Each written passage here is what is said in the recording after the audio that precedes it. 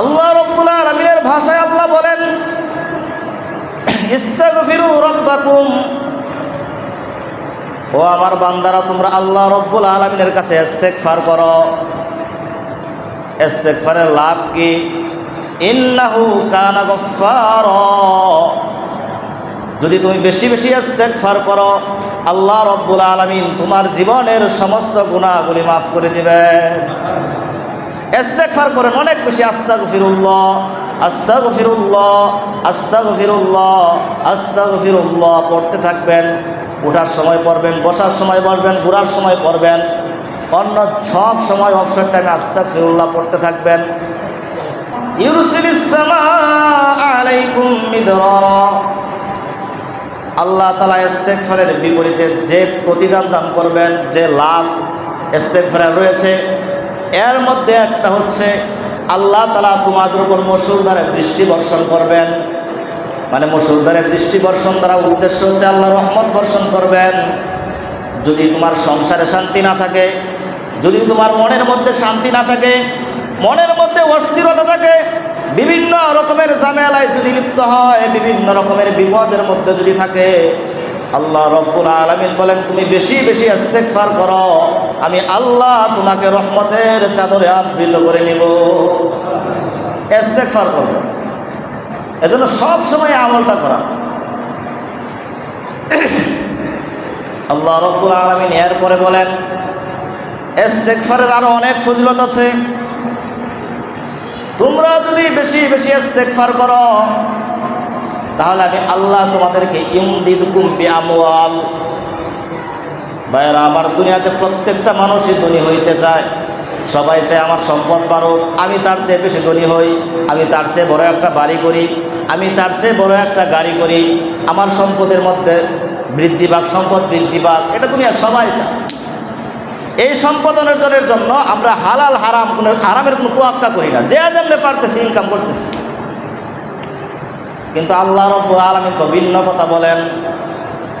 আল্লাহ রাব্বুল আলামিন বললেন তোমরা যদি সম্পদের মধ্যে বরকত চাও, ওয়াইমদিদকুম বিআমওয়াল, আল্লাহ রাব্বুল আলামিন বলেন তুমি যদি সম্পদের মধ্যে বরকত চাও, ধনাঢ্যবান হতে চাও, সম্পদশালী হতে চাও, তাহলে তুমি বেশি বেশি ইস্তেগফার করো, আমি আল্লাহ রাব্বুল আলামিন তোমাকে সম্পদ দ্বারা ধনী বানিয়ে দেব। তাহলে সম্পদ অর্জন করার জন্য, আপনার ধনাঢ্যবান হওয়ার জন্য ইস্তেগফার একটা গুরুত্বপূর্ণ ভূমিকা পালন করে। এটাকে অবিশ্বাস করার কোনো সুযোগ নেই। আল্লাহ তাআলা কোরআনে কারিমে এটা বলছেন। আপনার সম্পদের দরকার, আপনি মনোযোগের সাথে ইস্তেগফার করেন। আস্তাগফিরুল্লাহ আস্তাগফিরুল্লাহ আস্তাগফিরুল্লাহ এভাবে পড়তে থাকেন, যখনই সময় পান পড়বেন, আল্লাহ তাআলা আপনার অভাব দূর করে দেবেন।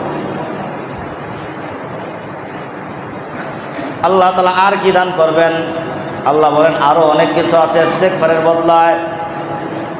তোমরা যারা বিয়ে শাদী করেছো কিন্তু সন্তান হয় না, দাম্পত্য জীবনে সুখ নাই, অসুখী, অনেক বছর হয়ে গেছে বিয়ে শাদী করেছো, কোনো সন্তান নাই, ডাক্তারের কাছে গেলা কোনো সন্তান নাই, পীরের কাছে গেলা সন্তান হয় না, মাজারে মান্নত মারলা সন্তান হয় না, আরও অনেক কিছু করলা, তদবির করলা, কোনো সন্তান হয় না।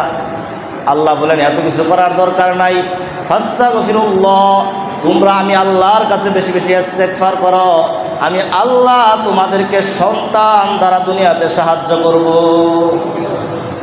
সন্তানের জন্য মানুষ দেখবেন যাদের টাকা পয়সা আছে সন্তান নাই, কি পরিমাণ পেরেশান, হসপিটাল, ডাক্তার, হুজুর মুজুর সবার কাছে দরবারে সন্তানের জন্য। সন্তান দেওয়ার মালিক কে? আল্লাহ তাআলা। দুনিয়ার কোনো মানুষের ক্ষমতা নাই সন্তান দেওয়ার। এজন্য সন্তান যদি আপনি পেতে চান, আপনি ইস্তেগফার করেন। আল্লাহ তাআলার ওয়াদা এটা কোরআনে যে আমি তোমাকে সন্তান দান করব।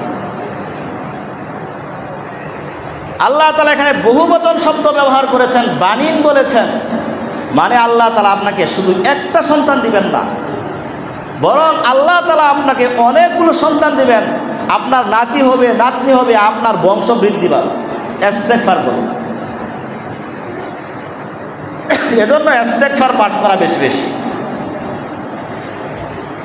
এরপর আল্লাহ বলেন ওয়াজাআল লাকুম জান্নাত, ইস্তেগফার যদি তোমরা বেশি বেশি পাঠ করো, আমি আল্লাহ তোমাদেরকে জান্নাতের মালিক বানায়া দিব। ওয়ায়াজআল লাকুম আনহারা, এবং আমি আল্লাহ তোমাদের ফসলের মধ্যে বরকত দান করব, তোমাদের ক্ষেত খামারে বরকত দান করব। তোমরা যে সমস্ত বাগান করো, যে সমস্ত চাষাবাদ করো, ওই চাষাবাদের মধ্যে আমি আল্লাহ বরকত দান করব। দেশ থেকে দুর্ভিক্ষ উঠিয়ে নিব, সারা দেশ সারা অঞ্চল আমি সবুজ শ্যামল দ্বারা পরিপূর্ণ করে দিব। এটা আল্লাহর ওয়াদা। এজন্য ইস্তেগফার এমন একটা আমল, সহজ আমল, কিন্তু এটার ফজিলত অনেক, একের মধ্যে সব। আপনার সব সমস্যার সমাধানের জন্য একমাত্র উপায় হচ্ছে ইস্তেগফার। আপনার চাকরি হয় না, আপনি পড়েন আস্তাগফিরুল্লাহ আস্তাগফিরুল্লাহ আস্তাগফিরুল্লাহ, আপনি পড়তে থাকেন, ইনশাআল্লাহ আপনার চাকরি হয়ে যাবে। এটা আল্লাহর ওয়াদা। আপনার সংসারে সুখ নাই, আপনার সংসারে সুখ আসবে। আল্লাহ রাব্বুল আলামিন সূরা হুদের মধ্যে বলেন, ইয়া কওম ইস্তাগফিরু রাব্বাকুম সুম্মা তুবু ইলাইহি। আল্লাহ তাআলা বলেন, ও আমার বান্দারা, তোমরা আমার কাছে ইস্তেগফার করো, আমার কাছে তওবা করো। কি দিব আমি জানো? ইমাত্তিকুম মাতান হাসানা। আল্লাহ বলেন, যেই সুখের জন্য তোমরা দুনিয়াতে পেরেশান হয়ে ঘুরো, যেই সুখের জন্য তোমরা দুনিয়ার আনাচে কানাচে দৌড় পাও, রাতকে দিন রাতকে রাত মনে করো না, দিনকে দিন মনে করো না, কাজ করতে থাকো, মাথার ঘাম পায়ে ফেলে কাজ করতে থাকো, সব সময় পেরেশান। কীভাবে একটু সুখী হওয়া যায়, সংসারে সুখ আসে, ছেলে মেয়েগুলো সুখী হয়, স্ত্রীকে সুখী করা যায়, সবাই আমরা এই চিন্তায় বিভোর থাকি। আল্লাহ রাব্বুল আলামিন বলেন, ফাস্তাগফিরু, তোমরা ইস্তেগফার করো, ইউমাত্তিকুম মাতাআন হাসানা, আমি আল্লাহ রাব্বুল আলামিন তোমাদেরকে স্বাচ্ছন্দ্যময় সুখের জীবন দুনিয়াতে দান করব। আপনি ইস্তেগফার করেন, আপনার সংসার সুখের হবে, আপনার ছেলে মেয়ে আপনার কথা শুনবে, আপনার স্ত্রী আপনার কথা শুনবে, আপনার মনের মধ্যে শান্তি আসবে, কোনো অস্থিরতা থাকবে না। শুধু তাই নয়, এরপরে আল্লাহ বলেন, ওয়াইয়ুক্তি কুল্লাযী ফাদলিন ফাদলাহ, এই যে তোমরা সম্মান অর্জনের জন্য দৌড়াও, সম্মানিত হওয়ার জন্য তোমরা একজন আরেকজনকে গায়েল করো, সম্মানিত হওয়ার জন্য মর্যাদা শ্রেষ্ঠত্বের লড়াইয়ে তোমরা একজন আরেকজনকে অপমানিত করো, একজন আরেকজনকে নির্বিচারে হত্যা করো, একজন আরেকজনকে বিভিন্নভাবে অপমানিত করো, অপদস্থ করো, এত কিছু করার পরে তোমরা সম্মান অর্জনের জন্য লেগে উঠে পড়ে আছো। আল্লাহ রাব্বুল আলামিন বলেন, তোমরা যদি সম্মান অর্জন করতে চাও, দুনিয়াতে শ্রেষ্ঠত্ব অর্জন করতে চাও, মর্যাদা অর্জন করতে চাও, ফাস্তাগফিরু, তোমরা আমার কাছে ইস্তেগফার করো, ওয়াইয়ুক্তি কুল্লাযী ফাদলিন ফাদলাহ, আমি আল্লাহ তোমাদেরকে দুনিয়াতে সম্মান দান করব। আপনি সম্মান চান, সেখানে ইস্তেগফার, আল্লাহ আপনাকে সম্মানিত বানিয়ে দিবেন দুনিয়াতে আখিরাতে। আমার বলার ভঙ্গি কেমন হচ্ছে আমি জানি না, কিন্তু আল্লাহ তাআলা এভাবে বলেছেন যে আপনার এগুলো দরকার, আপনি ইস্তেগফার করেন। মিউজিক না শুনে আপনি ইস্তেগফার করেন, গান না বাজায়, টিভি না বাজায় আপনি ইস্তেগফার করেন গোপনে বসে বসে। পরনিন্দা, চর্চা, এরপরে গীবত চর্চা, এগুলো বাদ দিয়ে আপনি ইস্তেগফার করেন, আপনার সমস্যা দূর হয়ে যাবে ইনশাআল্লাহ। এজন্য যখনই অবসর টাইম সময় পাবেন তখনই আপনি ইস্তেগফার করেন বসে বসে। এই সূরার 53 নম্বর আয়াতে আল্লাহ রাব্বুল আরেকটা ফজিলতের কথা বলেছেন। ওইখানে আল্লাহ তাআলা বলেছেন, ইয়া কওম ইস্তাগফিরু রাব্বাকুম সুম্মা তুবু ইলাইহি ইউরসিলিস সামাআ আলাইকুম মিদরারা ওয়া ইয়াজিদকুম কুওয়াতান ইলা কুওয়াতিকুম। এখানে আল্লাহ কত সুন্দর কথা বলছেন, তোমরা বেশি বেশি ইস্তেগফার করো। ইস্তেগফার করলে কি হবে? আল্লাহ তাআলা তোমাদের শক্তি বৃদ্ধি করে দিবেন।